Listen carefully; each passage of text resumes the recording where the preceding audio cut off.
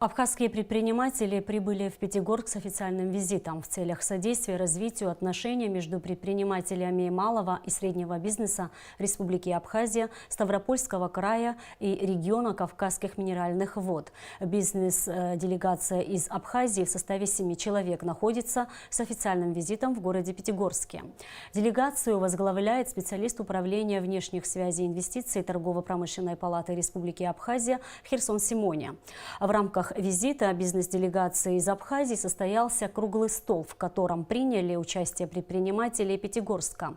Визит делегации из Абхазии продлится до 30 августа. Взаимодействие между торгово-промышленными палатами Северокавказского федерального округа и Абхазии способствует проведению этой бизнес-миссии и дальнейшему укреплению взаимоотношений между Россией и Абхазией.